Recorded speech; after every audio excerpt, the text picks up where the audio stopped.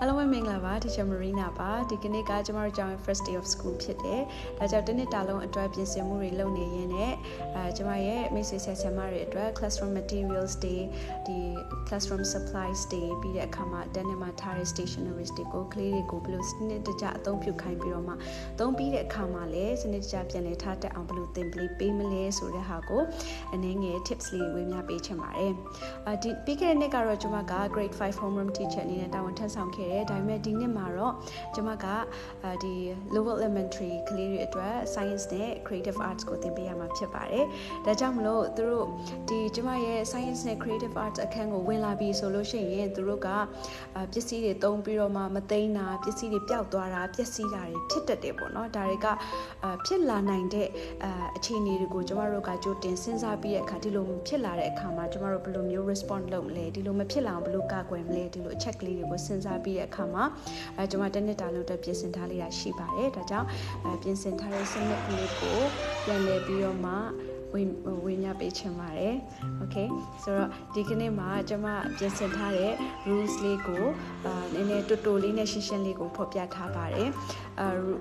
ပြီးခဲ့တဲ့နှစ်ကတော့ rules က10ခုလောက်ရှိတယ်တန်းထဲမှာထုတ်ထားတာအဲ့ဒီထုတ်ထားတဲ့ဟာကိုပြန်ပြီးတော့မှဒီမျိုးကတ်ထားတာရှိတယ်ပေါ့နော်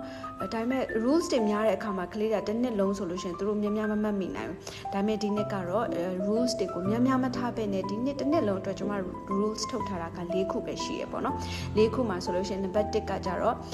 use it gently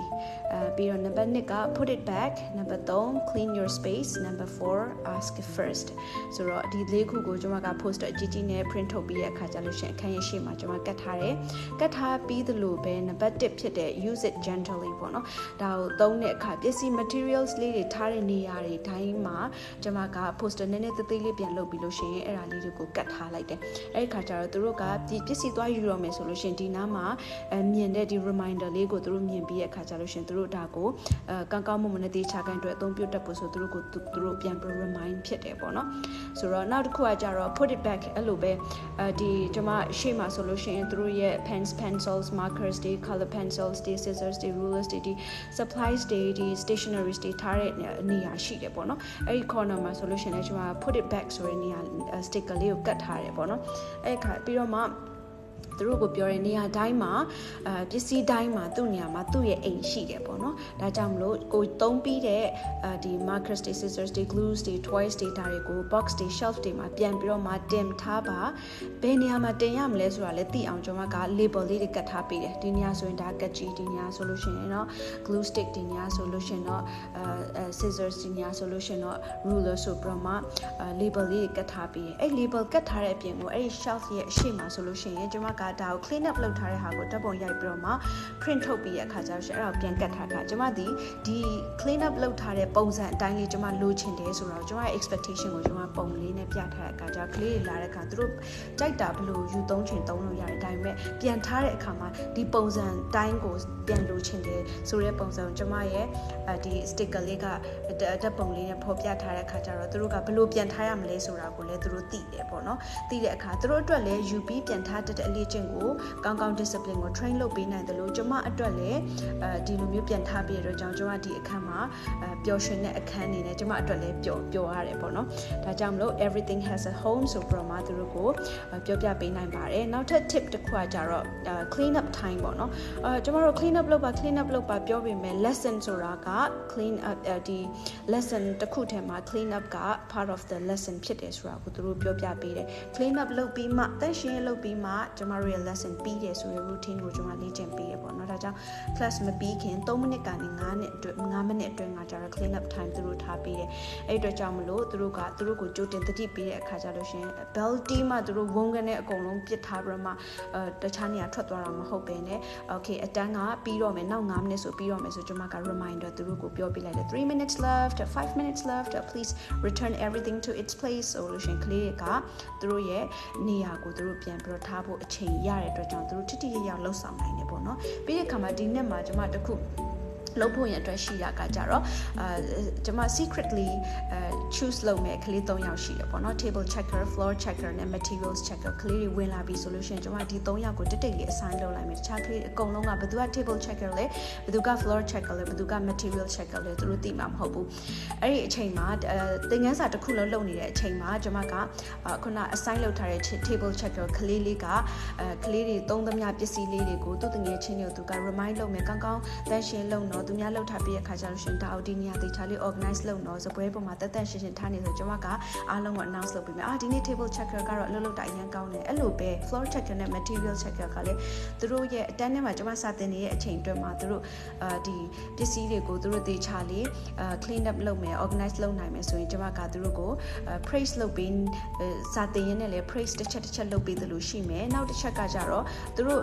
့ဒီနေ့ကတော့ဒီကျွန်မ assign လုပ်ထားတဲ့ floor checker က for example ဥပမာဆိုပါစို့ floor checker ကသူကပစ္စည်းတွေကိုလည်းမကောက်သိမ်းဘူးတန်းပြင်ကိုလည်းထွက်ခံနေကြအသက်ရှင်းလည်းတေချာမလုပ်ဘူးဆိုလို့ရှိရင်နောက်ဆုံး9မိနစ်မှာဆိုကျွန်မပြောဒီနေ့ floor checker လေးကတော့နည်းနည်းစူးစမ်းဖို့လိုသေးတယ်အားစိတ်ထုတ်ဖို့လိုသေးတယ်ဒီလိုပြောတဲ့အခါမှာခုန assign လုပ်ခံထားတဲ့ကလေးကလည်းသူပြန်တတိယလာပြီးအခါတိုင်းသူတငယ်ချင်းတွေနဲ့အတူတူသူပြန်ပြီးတော့မှသူ့ရဲ့ကျန်းကျင်ကိုသူတန်းရှင်းအောင်သူအတူတူကလှုပ်ဆောင်နိုင်မယ်ပေါ့နော်ပြီးတဲ့အခါအတန်းဆုံး clean up အားလုံးလုပ်ပြီးသွားတဲ့အခါမှာကျွန်မတို့က guess လုပ်ရမယ်ပေါ့နော်ခုနဒီနေ့ table floor material checker ကဘယ်သူလဲအားလုံး guess လုပ်နိုင်သလားကလေးအားလုံး guess လုပ်နိုင်တယ်ဆိုလို့ရှိရင်ဒီနေ့သူတို့တွေအရန်တော်တယ်ဆိုတော့အဲ့3ယောက်ကို reward တစ်ခုခုပေးပြီးတဲ့အခါကျရင်တနေ့ကလေးတွေအားလုံးကလည်း guess လုပ်နိုင်တယ်သူတို့ guess လုပ်နိုင်တဲ့မှန်သွားတဲ့နေ့ကြလို့ရှိရင်ကျွန်မ sticker လေးတွေပြင်ထားတယ်ပေါ့နော် sticker လေးတွေပေးဖို့လည်းရှိပါတယ်ဒီလိုမျိုးနဲ့လည်းသူတို့ကို train ပေးနိုင်ပါတယ်နောက်တစ်ခုကျတော့ teachers only materials တွေကိုခွဲထားဖို့ဖြစ်ပါတယ်ဒီအနောက်ဘက်မှာဆို wardrobe တစ်ခုရှိရဲ့အဲ့တစ်ခုက teachers access လုပ်လို့ရတယ် only teachers access လုပ်ရတဲ့နေရာဖြစ်တယ်ကျွန်မရဲ့ table နဲ့ကျွန်မရဲ့ wardrobe ကပစ္စည်းအားလုံးကကလေးတွေလွယ်တကူယူသုံးဆွဲခွင့်မရှိဘူးကျွန်မရဲ့ table နဲ့ကျွန်မရဲ့ဒီ wardrobe ကကြတော့ဒီဆရာဆရာမဒီဘဲအသုံးပြုနိုင်တဲ့နေရာဆိုပြမသူတို့ကိုသတ်မှတ်ပြီးတော့မှခွဲထားပေးလို့ရတယ်ဒါမှအတန်းအတွက်တန်ဖိုးကြီးရဲ့ပစ္စည်းပြက်လွယ်တဲ့ပစ္စည်းတွေသူတို့အတွက်ထိခိုက်နိုင်တဲ့ပစ္စည်းတွေဆိုလို့ရှိရင်ကွာကောင်းကောင်းတိကျခွဲထားပြီးတော့မှကလေးတွေကိုဒီကောင်းကောင်းဒီ discipline ထဲမှာဒီ routine ထဲမှာကောင်းကောင်းသွားနိုင်ဖို့လေ့ကျင့်ပေးလို့ရပါတယ်ပြီးအဲ့အခါကျရင်ကျွန်မကဘယ်လိုလုပ်ပေးလို့ရတယ်လဲဆိုတော့သူတို့ကို permission တောင်းခိုင်းမယ်ကဲဒီဆရာမစပွဲပေါ်မှာနဲ့အနောက်က materials တွေသုံးချင် permission တောင်းပါ ask first permission တောင်းပါဒီလို permission တောင်းတတ်ခြင်းနဲ့သူတို့ရဲ့တာဝန်ယူမှုတာဝန်ခံမှုရှိတတ်ခြင်းကိုသင်ပေးခြင်းဖြစ်ပါတယ်နောက်တစ်ခုကျတော့ကလေးတယောက်ကပစ္စည်းကိုမှားပြီးတော့မှသုံးမိသွားတဲ့သူတစ်ခုခုပြတ်အောင်လုပ်မိသွားတယ်တစ်ခုခုပြန့်ကျဲသွားတယ်ကျသွားတယ်ပျက်စီးသွားတယ်အဲ့ခါကျလို့ရှိရင်ကျွန်တော်တို့သူတို့ကိုစုပူတာထက်ပေါ့နော်ပြန်ပြီးပြုပြင်ဖို့အတွက်ခွင့်ပေးဖို့အတွက်အရေးကြီးပါတယ်ဒါဘယ်သူလုပ်လိုက်တာလဲဆိုကလေးကကြောက်သွားလှန့်သွားပြီးနောက်ဆိုလို့ရှိရင်ဝန်မခံရတဲ့ဒီ consequences တွေရှိလာနိုင်တယ်ဒါကြောင့်မလို့who did this ဘယ်သူလုပ်လိုက်တာလဲဆိုစပြီးတော့မှအပြစ်ရှာတဲ့ပုံစံမျိုးစကားမေးခွန်းမေးတာထက် what happened ဘာဖြစ်သွားတာလဲ what should we do now ဒါတော့ဖြစ်သွားပြီငါတို့တွေဘာလုပ်သင့်တယ်လဲ how can we make it right okay ဒီဟာလေးပြည့်စည်သွားပြီဒီညာညစ်ပတ်သွားပြီဒါလေးစုပ်ပြဲသွားပြီဒါဆိုလို့ရှိရင်ငါတို့ဒါကိုမှန်အောင်ဘယ်လိုပြန်လုပ်ကြမလဲနောက်ဒါမျိုးမဖြစ်အောင်ဘယ်လိုလုပ်ကြမလဲဒီလိုမေးခွန်းလေးတွေနဲ့သုံးပြီးတော့မှသူတို့ကိုပြောခိုင်းတဲ့အခါကျလို့ရှင်သူတို့ကိုပြစ်တင်ခြင်း punishment ဖြစ်ပေးခြင်း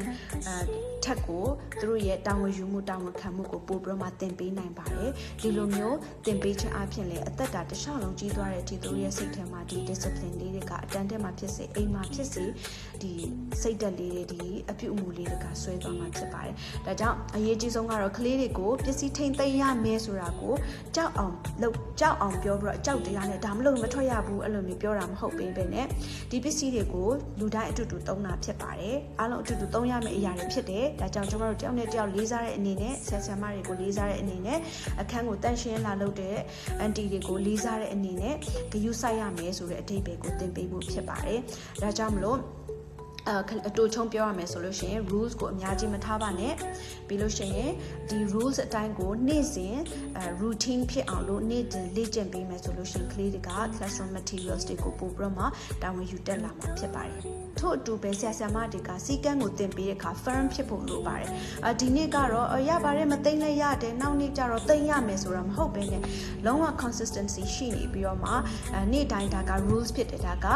အားလုံးလုပ်ရမယ် rules ဖြစ်တယ်ဆိုတာကို တကယ်ပဲပြက်ပြက်တသားတိတိကျကျပြောရမယ်ထို့အတူပဲတစ်ဖက်မှာလည်း in kind way နဲ့ပြောဆိုတတ်ဖို့ဖြစ်ပါတယ် discipline ရွေးချယ်ကလေးတွေကိုကျမတို့အပြစ်ပေးဖို့မဟုတ်ဘဲနဲ့အမှန်ကိုရွေးတက်အောင်သင်ပေးဖို့ဖြစ်ပါတယ်ဆရာဆရာမများအားလုံးဒီ tips များအပြင်ပျော်ရွှင်သောဆရာဆရာမများဖြစ်ပါစေလို့ဆုတောင်းပေးလိုက်ပါတယ်